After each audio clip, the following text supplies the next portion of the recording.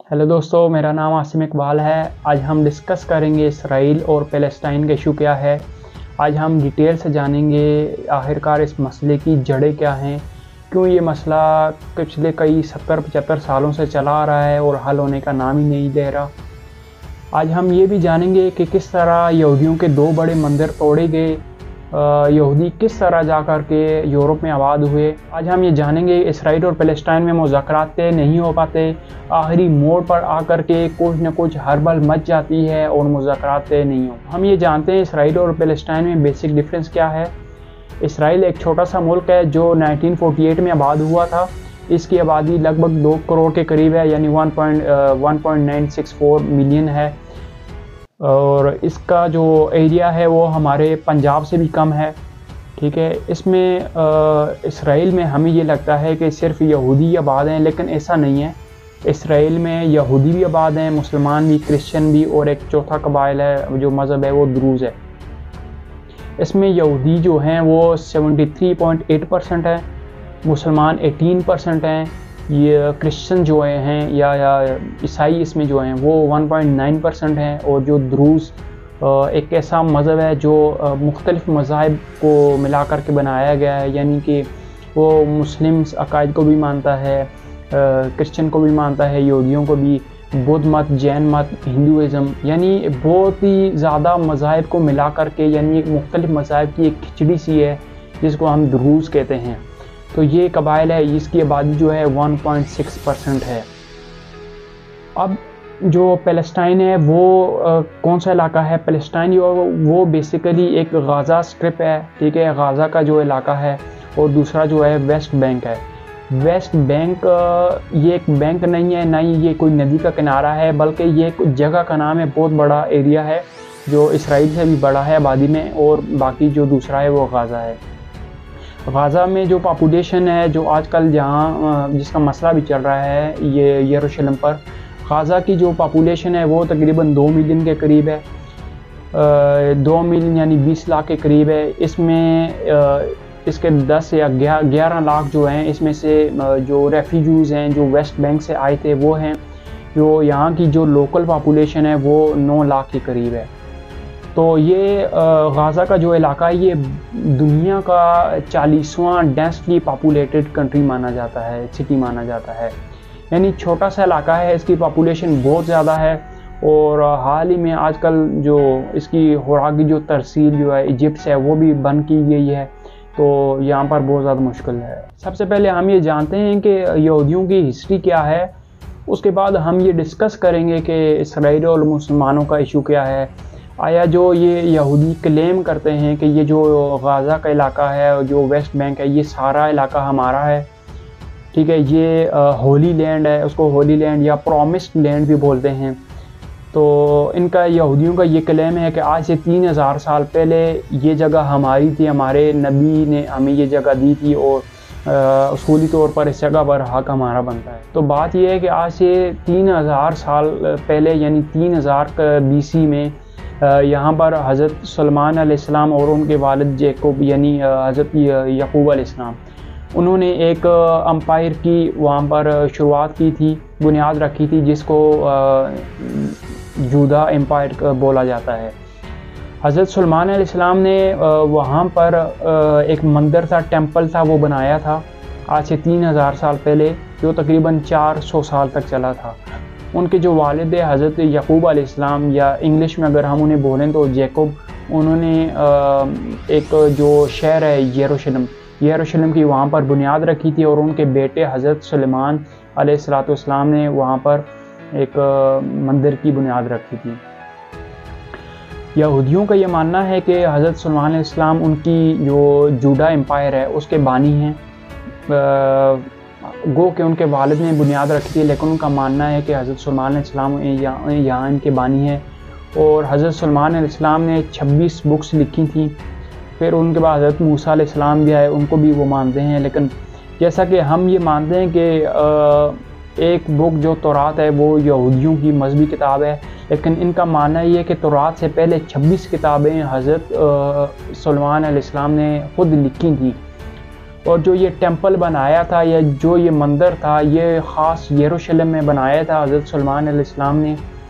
इस टेंपल के दो मकासद थे। पहला मकसद ये था कि हज़रत सुलेमान अलैहिस्सलाम यहाँ पर बैठ करके अपनी रियासत के जो बड़े बड़े फ़ैसले हैं वो करते थे। और दूसरा बड़ा इसका मकसद ये है कि वहाँ पर जो ये टेंपल है, इसके अंदर एक जगह है जिसे बोलते हैं होली ऑफ द होलीज़। तो यहूदियों का ये मानना है, जूस का ये मानना है कि ये जो कमरा है छोटा, इसमें हज़रत सुलेमान अलैहिस्सलाम जा कर के अल्लाह ताला से मुलाकात करते थे और ख़ास किस्म की यहाँ पर मुख्तलिफ़ ताकतों का जो है वो उभार होता था, यहाँ ताकतें आती थी। और इस रूम में किसी को भी जाने की इजाज़त नहीं थी सिवाय एक उनका जो फादर था, सबसे जो बड़ा प्रीस्ट जो था उसको, और हज़रत सुलेमान अलैहिस्सलाम वहाँ पर जाते थे और अल्लाह ताला से डिवाइन नॉलेज लेते थे और अपनी बुक्स वहाँ पर वो लिखते थे। जैसा कि मुसलमानों में ये माना जाता है कि हज़रत इब्राहीम अलैहिस्सलाम हमारे फोर फादर हैं और उन्होंने हज़रत इस्माईल अलैहिस्सलाम को अल्लाह ताला की राह में कुर्बान करने का फ़ैसला किया था और उनकी जगह एक मेंढा आ गया था, फिर उनकी जान बच गई।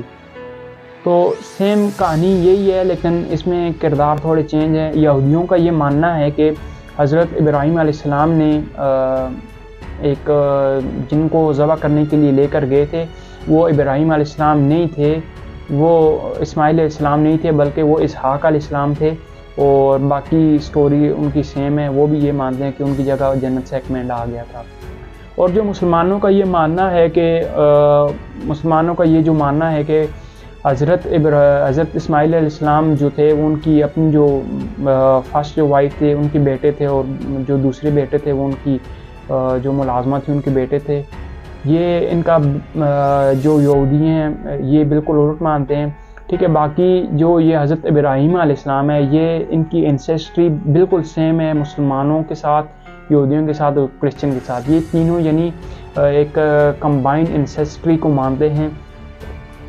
और ये जो लैंड है ये मुसलमानों के लिए इतनी ज़्यादा इम्पोर्टेंट क्यों है, ये जो यरूशलेम का इलाका है।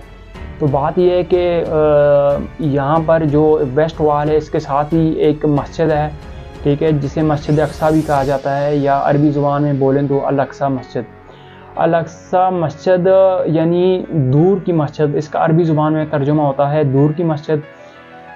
हज़रत मोहम्मद सल्लल्लाहु अलैहि वसल्लम ने मेराज की रात अर्श पर जाने से पहले इस मस्जिद में नमाज वगैरह पढ़ी थी, और बाहर जो वाल है उसके साथ अपनी सवारी को बांधा था, वेस्ट वाल के साथ जो सवारी थी बुराक।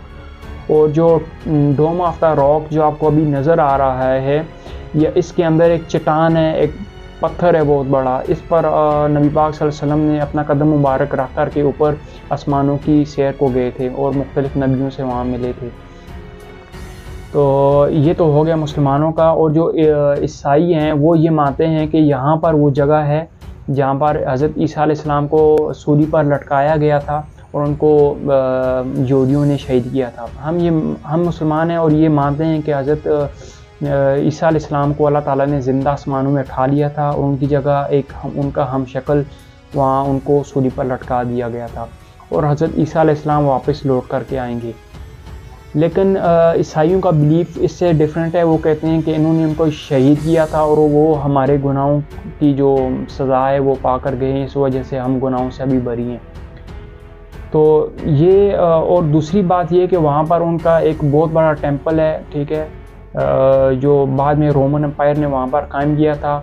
और तीसरी बात ये कि वहाँ पर वो घर है, ठीक है, वो मकान है जिसमें वो पहाड़ी के साथ जिसमें हज़रत ईसा अलैहिस्सलाम ने अपनी रात का आखिरी खाना खाया था, जिसे वो लास्ट सपर बोलते हैं। ये 3-4 मोटी मोटी वजह हैं क्यों यहूदी, मुसलमान और ईसाई इन तीनों के लिए यरूशलेम का जो इलाका है इतनी ज़्यादा इम्पोर्टेंस क्यों रखता है। यानी दे दें ये यरूशलेम के इलाके को, या यहूदियों को दे दिया जाए, मुसलमानों को दे दिया जाए, या क्रिश्चियन को दे दिया जाए, लेकिन ऐसा नहीं हो पाता, क्योंकि ये जो तीनों होली जो प्लेसेस हैं ये बिल्कुल इंटरकनेक्टेड हैं, एक दूसरे के साथ कनेक्टेड हैं। तो फर्स्ट टेंपल जो है वो हज़रत सुलेमान अलैहिस्सलाम ने बनवाया था, ठीक है, लेकिन उसे बेबीलोनियंस ने तोड़ दिया था वो 400 साल के बाद, ठीक है। यानी ये लगभग 400 साल चला। जो यहूदियों का जो दूसरा टेंपल है वो जब पर्शियंस यहाँ पर आए थे, पर्शियंस का रूल आया था यरूशलेम या बाकी जो इसराइल और पैलेस्टाइन का जो आजकल का इलाका है, ये यरूशलेम किंगडम उस वक्त कहलाती थी। तो यरूशलेम पर उस वक्त पर्शियन जब आए तो उन्होंने बेसिकली ये एक मज़हब को मानते थे जो पारसी मज़हब है, ज़ोरोआस्ट्रियनिज़म, ठीक है। तो इन्होंने यहूदियों को अपने मज़हब की तबलीग करने की, प्रचार करने की इजाज़त दी, होली साइट्स पर जाने की इजाज़त दी, ये वहाँ पर जा सकते थे, अपनी इबादत वगैरह कर सकते थे। इन्होंने एक इनका जो राजा था यहूदियों का, हेरोड उस वक्त का एक लोकल राजा था, किंग था, उसको इन्होंने फंडिंग दी। तो हेरोड ने मिल कर के पर्शियन एम्पायर के साथ मिल कर के जो टेंपल था जो बिल्कुल बेबीलोनियन से तबाह कर दिया था, पूरी आबादी इन्होंने ख़त्म कर दी थी, ठीक है। बहुत कम लोग वहाँ पर बचे थे, बहुत लोगों को उन्होंने हिजरत पर मजबूर कर दिया था, न्यू बेबीलोनियंस जो थे। एक तो है चाइना वाले ना, चाइना वाले नहीं, जो आस इराक वगैरह के, इजिप्ट के जो बेबीलोनियंस थे, उन्होंने यहाँ पर जो हमला किया था। उसके बाद ये हेरोड ने लोको राजा के साथ मिल कर के ये टेंपल बनवाया। लेकिन इस टेंपल को ये तकरीबन 600 साल तक ये टेंपल चला था। इस टेंपल को रोमन जो थे, जो इटली से एक रोमन एम्पायर आई थी, और जो आजकल का इस्तांबुल है, इस्तांबुल में इनका जो क्वार्टर था, जो दारुल खिलाफा था, वो होता था। वहाँ से ये सारे इलाके को रूल करते थे। और ये जो इलाका है यरूशलेम का इलाका, इनका जो सेकंड टेंपल था वो भी रोमन्स ने तोड़ दिया था 70 AD में, ठीक है, 60 AD या आप मान के चलो 70 AD में। हज़रत ईसा अलैहिस्सलाम के पैदा होने से तकरीबन 70 साल के बाद ये सेकंड टेंपल भी इनका तोड़ दिया गया था रोमन्स ने। अब ये क्वेश्चन ये आता है कि यहूदी किस तरह जा कर के यूरोप में आबाद हुए, ठीक है। हालांकि इनके दरमियान यरूशलेम जो अरब में आता है, ठीक है, मिडिल ईस्ट जो यूरोप वाले बोलते हैं, इसमें उसके दरमियान बहुत ज़्यादा गैप है, ज़मीनी रास्ता है, पानी का रास्ता है। तो किस तरह से आखिरकार ये यहूदी यहाँ से निकल कर के वहाँ पर जा कर के आबाद हुए? तो सबसे पहले तो इनका जो फर्स्ट डायस्पोरा हुआ था वो अलेक्जेंडर के टाइम पर हुआ था। अलेक्जेंडर ने बहुत सारे लोगों को अपनी फ़ौज में मिलाया, ठीक है। और अलेक्जेंड्रिया जो किंगडम उसने खड़ी की थी, उसमें भी काफ़ी लोगों को वो अपने साथ लेकर गया, काफ़ी उनको पेंशन वगैरह सहूलियात मिलती थी। तो कुछ जो लोग उनकी आर्मी में थे, और जिन लोगों ने नहीं माना उनको मार दिया, या वो उन्होंने हिजरत कर दी, एग्ज़ाइल में चले गए, जला वतन हो गए। तो दूसरी टाइम इनका जो एग्ज़ाइल या डायस्पोरा हुआ था वो रोमन्स के हाथों हुआ था। रोमन्स ने बेसिकली ये किया था कि ये जितने भी यहूदी थे इनको अपने साथ में बंदी बनाकर, कैदी बनाकर यूरोप को ले गए थे, क्योंकि वो काफ़ी डेवलप थे अपने टाइम के, जो ये ग्रीक और रोमन थे। तो कश्तियों में बैठा कर लेकर गए मेडिटेरेनियन सी से होकर के, और वहाँ पर इनको बेच डालते थे, और जिनके हाथों में बेचते थे यहूदियों को, वो इन पर आके इनको ग़ुलाम बनाते थे, ठीक है, एज अ स्लेव्स इनको वहाँ पर ले जाया। एक 1 AD से लेकर के 638 AD, यानी तकरीबन ये 650 साल तक ये जो यहूदी थे ये 2 एम्पायर्स के हाथों में बढ़ते रहे। कभी ये बेजेंटाइन के हाथों में चले जाते थे, कभी ये जो इलाका है ये ससानेट के हाथों में आ जाता था। ये जो बेजेंटाइन वाले थे, इनके जो राजा थे कंस्टेंटीन I थे, इन्होंने क्रिश्चियनिटी को कबूल कर लिया था 312 AD में, ठीक है। यानी 300 साल तक ये मुसलमान नहीं था, क्रिश्चियन नहीं था, लेकिन बाद में क्रिश्चियन आ चुका था। तो अभी ये बात ध्यान में रखनी है कि अभी तक इस्लाम नहीं आया यहाँ पर। जो बाकी ससानेट थे, ससानेट जो पर्शियन थे, ठीक है, ये पारसी मज़हब को मानते थे। जब ये यहूदी बेजेंटाइन के अंडर आते थे, ठीक है, जब हमला होता था, जंग्स होती थी ससानेट और बेजेंटाइन के दरमियान, तो ये जो यरूशलेम का जो ये एम्पायर, ये सारा इलाका था, ये बेजेंटाइन के मातहत आता था। तो ये इनको बहुत तंग करते थे, ठीक है, इनको मजहबी रिस्ट्रिक्शन लगाते थे। ये ना ही इनको इनकी होली साइट्स पर जाकर के इनको इजाज़त थी अपने मज़हब को मजहबी प्रचार करने की, मजहबी आज़ादी भी नहीं थी। और क्रिश्चियंस का ये मानना था कि यहूदियों ने उनके नबी को शहीद किया है, मारा है, तो ये उनके अबदी दुश्मन है। ठीक है। जैसा कि जो क्रिश्चियंस हैं वो ये मानते हैं कि हज़रत ईसा अलैहिस्सलाम जो हैं वो अल्लाह के बेटे हैं, ठीक है। तो आज भी जो यहूदी हैं वो ये नहीं मानते, हमारी मुसलमानों की तरह ये नहीं मानते कि वो अल्लाह के बेटे हैं या खुदा हैं, ठीक है। दोनों बिलीव हैं। कुछ ईसाई ये मानते हैं, जो प्रोटेस्टेंट्स हैं वो ये मानते हैं कि ये खुदा हैं, ठीक है। जो कैथोलिक हैं वो ये मानते हैं कि कैथोलिक क्रिश्चियन ये मानते हैं कि ये अल्लाह के बेटे हैं। तो मुसलमान ये मानते हैं कि वो एक नबी ज़रूर थे, नबी थे, लेकिन खुदा या खुदा के बेटे नहीं थे। ठीक उसी तरह यहूदी भी ये मानते हैं कि ये खुदा के बेटे नहीं थे, ठीक है। ना ही ये खुदा थे बल्कि अल्लाह के एक मुक़द्दस। ये जानकर हैरानी होगी कि हमें ये लगता है कि मुसलमानों और यहूदियों का आपस में बहुत बड़ा क्लैश है, लेकिन ये पिछले 2000-3000 साल से सबसे बड़ा जो क्लैश है ये यहूदियों और क्रिश्चियंस या यहूदी और ईसाइयों के दरमियान ये क्लैश चलता आ रहा है। क्योंकि ईसाइयों का ये मानना है कि इन्होंने हमारे नबी को मारा है, ठीक है, शहीद किया है। और बड़ी बात ये कि अभी तक ये ऊपर से मान भी नहीं रहे कि हमने ज़्यादती की है या ये वो वगैरह किया है। तो मुसलमानों का तो ये जो क्लैश है ये अभी पिछले 70-72 सालों से 75 सालों से ये 1948 से चला आ रहा है। वही बेसिकली एक जो टेरिटरी की जो जद में चला आ रहा है वो है। अच्छा, तो होता यूँ है कि फिर ससनेट और बेजेंटाइन एम्पायर के दरमियान ये एक फ़ुटबॉल के मैच की तरह, कभी जो ये इलाका है ये गेंद की तरह ससनेट के पास आ जाता है, कभी ये बेजेंटाइन के पास आ जाता है। जब ये बेजेंटाइन के पास आता है तो बेजेंटाइन जो थे ये इन पर जुल्म करते थे, और ससनेट जो पर्शियंस थे, ठीक है, ईरान साइड के जो थे, तो ये इनको मज़हब की इजाज़त देते थे और उनके साथ मतलब अच्छा सलूक करते थे, और इनको दोबारा ये टेंपल बनाने की इजाज़त वगैरह भी दी थी। जो आजकल आपको ये जो टेंपल नज़र आ रहा है ये इनके दौर में बना था, पश्चिम के दौर में ही, यानी हज़रत मोहम्मद सल्लल्लाहु अलैहि वसल्लम की पैदाइश के लगभग ये इलाका जो बना था, ठीक है। बाकी जब ये एक इनकी आपस में जंग होती थी तो जो यहूदी हैं वो ससनेट का साथ देते थे, ठीक है, वो बेजेंटाइन एम्पायर के ख़िलाफ़ लड़ते थे जो रोम थे, ठीक है, रोमन मतलब क्रिश्चियन। तो अब ये जो यहूदी थे ये आ चुके थे यूरोप में। आहिस्ता आहिस्ता इन्होंने अपने आप को स्टेबल करना शुरू किया, यानी तकरीबन ये 800-900 साल तक बिल्कुल ग़ुलाम बने रहे, लेकिन वक्त के साथ साथ ये कारोबार करते थे, ज़हनी लिहाज से काफ़ी स्टेबल और तेज़ थे।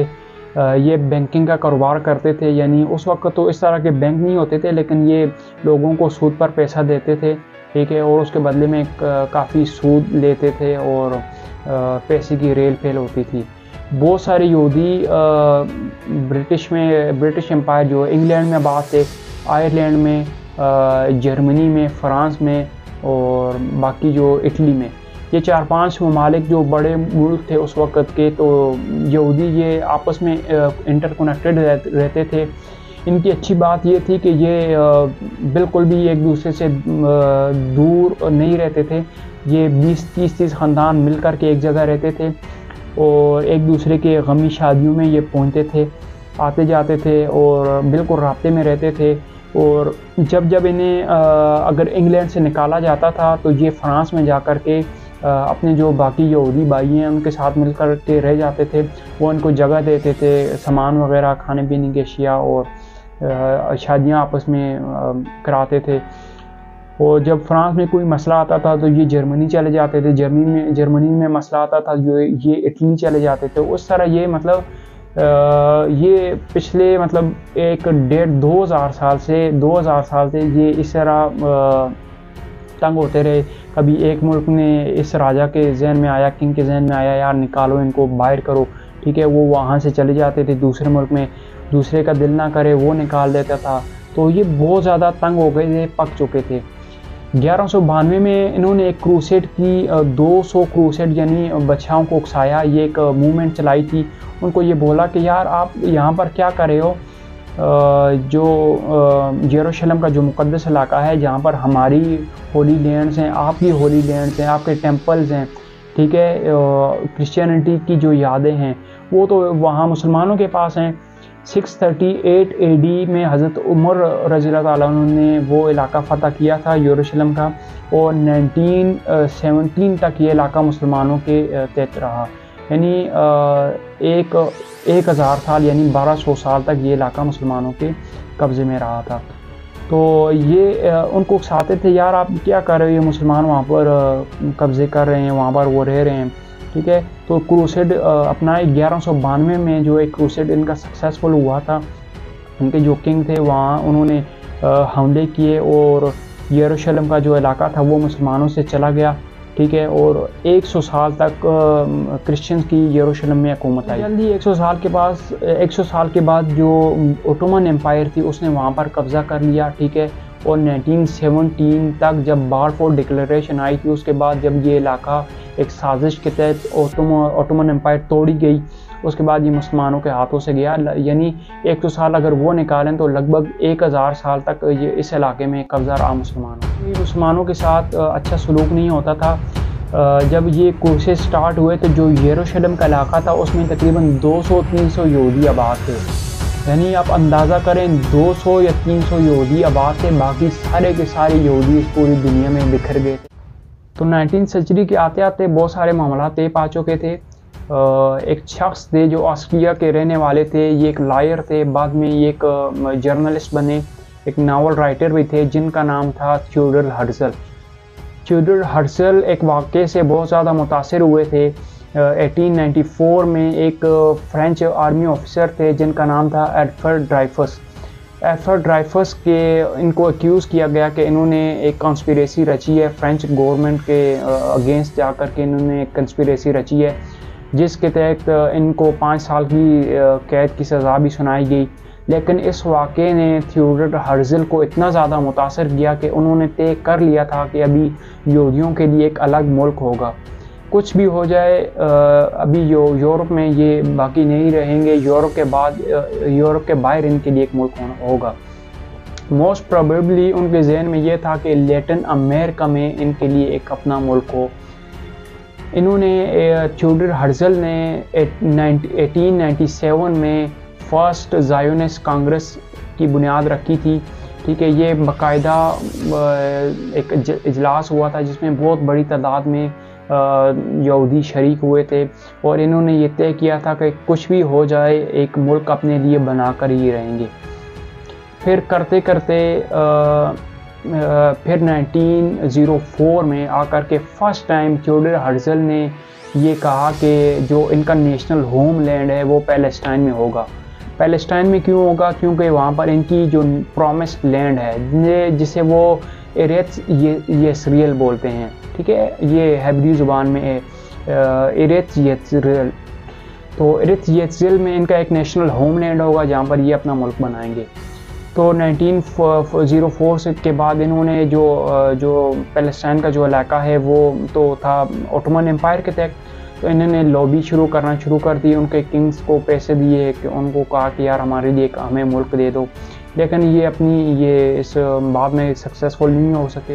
ये मूवमेंट चलाना शुरू कर दी थी, ओटोमन एम्पायर से भी इनको कामयाबी नहीं हुई, तो बहुत बड़ी तादाद में यहूदियों ने यहाँ आना शुरू कर दिया था पैलेस्टाइन में।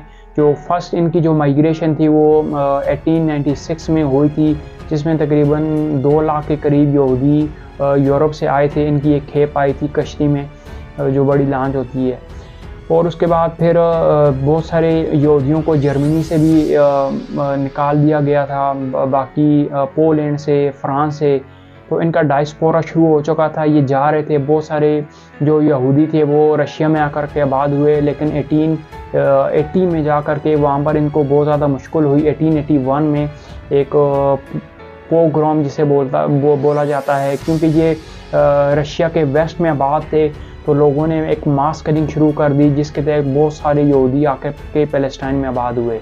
पूरी दुनिया में यहूदियों को तंग किया जा रहा था, एक सेमाइटिज़म एक मूवमेंट चलाई जा रही थी, लेकिन इसी के एक अगेंस्ट मूवमेंट बाई हैंड जा रही थी जिसको हम एंटी सेमाइटिज़म बोला जाता है।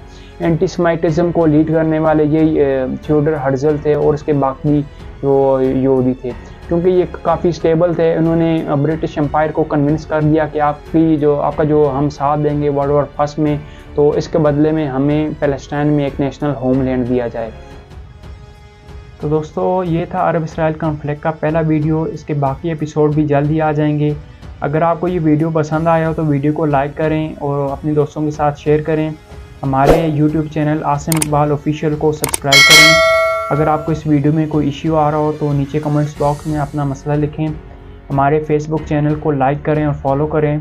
तो मिलते हैं अगली वीडियो में, तब तक के लिए अल्लाह हाफिज़।